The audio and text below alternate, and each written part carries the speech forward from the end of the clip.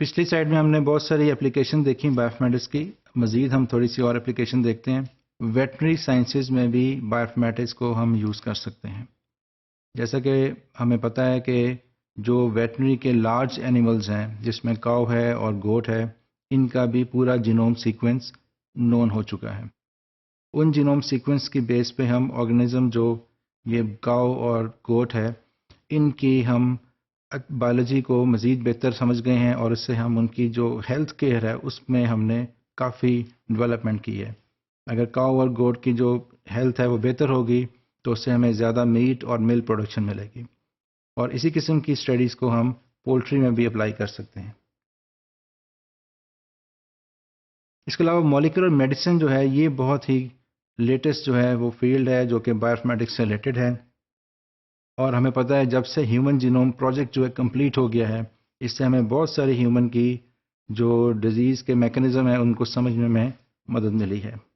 تو یہ بھی ہمیں پتہ لگا ہے کہ 3 سے 4 ہزار جو ڈیزیزز ہیں وہ ہیریڈیٹری ہیں. کہ اس کا مطلب یہ ہے کہ جین کے اندر جو ہے وہ چینج آ جاتی ہے کسی بھی وجہ سے، جس میں موسٹلی جو ہے انوائرمنٹل فیکٹرز ہوتے ہیں. تو جب جین میں چینج آ جاتی ہے تو ہم اس کو اس جو ہے مولیکولر میڈیسن کی کو یوز میں لا کے ان جینز کو میں ریمیڈی کر کے ان ڈیزیز کو ہم کیور کر سکتے ہیں. اس میں جو مین جو کام ہو چکا ہے وہ سسٹک فائبروسس اور ہنٹنگٹن ڈیزیز جو ہے اس میں یہ امپورٹنٹ ہے. اور اس کے علاوہ ہم جو ہیومن جینوم پروجیکٹ کے بیس پہ کچھ ڈیٹا بیسز جو ہیں وہ ڈیولپ ہوئے ہیں، تو ان ڈیٹا بیسز سے ہم انفارمیشن لے کے ڈیزیز جو ہیں ہیریڈیٹری ڈیزیز ان میں ہم بہت زیادہ اچھا اور بھی ریسرچ کر سکتے ہیں. اس کے علاوہ پرسنل میڈیسن، اس کا مطلب یہ ہے کہ یہ ہر پیشنٹ کی ہر ہیومن کی میڈیسن جو ہے وہ بالکل اسپیسیفک پرسنل ہوگی.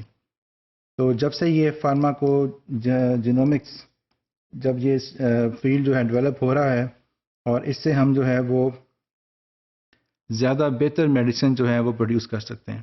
اس سے یہ ہوگا کہ ہر ہیومن جو ہے اس کی میڈیسن جو ہے وہ سیپریٹ ہوگی. آج کل ڈاکٹر جو ہیں وہ میڈیسن جو ہے ہٹ اینڈ ٹرائل بیس پہ جو ہے وہ ریکمینڈ کرتے ہیں. کچھ دوائیاں جو ہیں وہ افیکٹو ہوتی ہیں، کچھ نان افیکٹو ہوتی ہیں. تو اس پرسنل میڈیسن سے جو ہے ہر ہیومن کے لیے وہ اس کی جینومک اسٹڈیز کو کرنے کے بعد اس کو میڈیسن ریکمینڈ کی جائے گی، اور اس میڈیسن کے سائیڈ افیکٹ بھی بہت کم ہوں گے.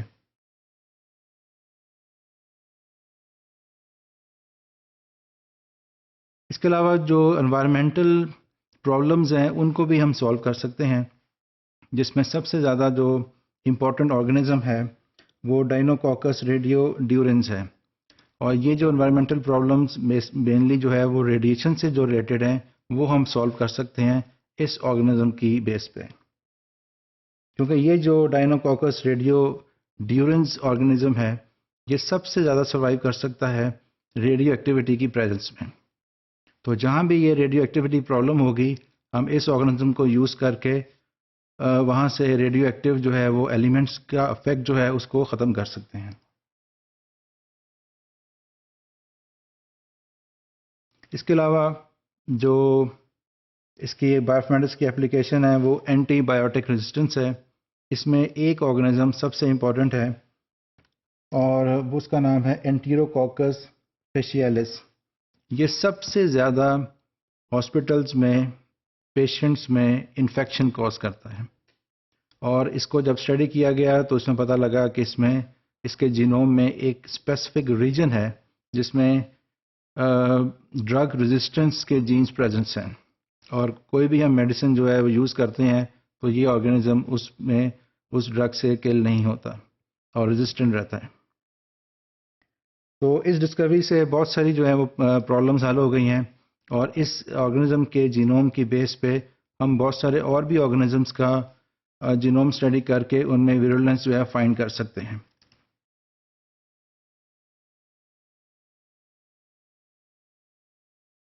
اس کے علاوہ بہت سارے آرگنزم ایسے بھی ہیں جو آلٹرنیٹیو انرجی سورس کے طور پہ یوز کیے جا سکتے ہیں. جیسے اس میں اگزامپل جو ہے وہ کلوروبیم ٹیپیڈم کی ہے، اور یہ وہ آرگنزم ہے کہ جس کو ہم یوز کر سکتے ہیں انرجی پروڈیوس کرنے کے لیے، اور یہ انرجی بنتی ہے لائٹ سے. تو یہ آرگنزم لائٹ انرجی کو یوز کر کے ہمارے لیے دوسری انرجی پروڈیوس کر سکتا ہے. سن لائٹ انرجی کو یوز کرتا ہے یہ.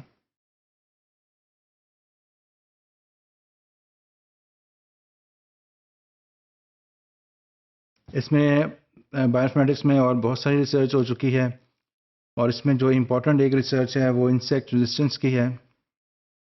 بہت ساری کراپس جو ہیں وہ بیکٹیریا اور بہت سارے وائرس کے اٹیک سے جو ہے وہ ڈسٹرائے ہو جاتی ہے، جس میں خاص طور پہ کاٹن اور میز اور پوٹیٹوز کی کراپس ہیں. اس میں ٹیکنیک یہ یوز کی گئی ہے کہ کچھ جو ہیں وہ جینز جو ہیں بیکٹیریا کے وہ انٹروڈیوس کیے گئے ہیں کراپس کے اندر. فار ایگزامپل یہاں پہ ایک آرگنزم ہے بیسیلس تھرنجینسس. اس کا ایک جین جو ہے وہ کراپ کے جینوم کے اندر انٹروڈیوس کیا گیا ہے، جس سے یہ ہوتا ہے کہ یہ جو پیسٹی سائڈس ہیں، انسیکٹس ہیں، وہ کاٹن کی کراپ کو ڈسٹرائے نہیں کر سکتے.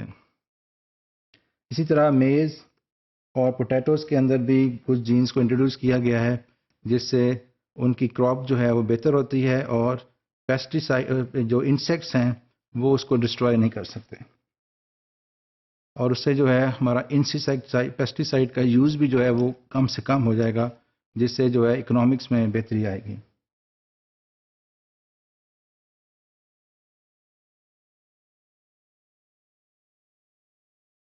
اس کے علاوہ ہم کلائمیٹ کو بھی بہتر بنا سکتے ہیں کچھ آرگنزم کو یوز کر کے. جیسے کچھ آرگنزم جو ہیں وہ کاربن ڈائی آکسائڈ کو یوز کر لیتے ہیں. تو ابھی انوائرمنٹل پرابلمس میں کاربن ڈائی آکسائڈ بہت زیادہ ہو جاتی ہے کچھ علاقوں میں، خاص طور پہ جو انڈسٹریل ایریاز ہیں. تو وہاں پہ ہم کچھ آرگنزم ایسے یوز کر سکتے ہیں جو کاربن ڈائی آکسائڈ کو یوز کرتے ہیں اپنا فوڈ بنانے کے لیے. تو اس سے اس علاقے میں، اس انڈسٹریل ایریا میں جو کاربن ڈائی آکسائڈ کی کنسنٹریشن ہے اس کو منیمائز کیا جا سکتا ہے.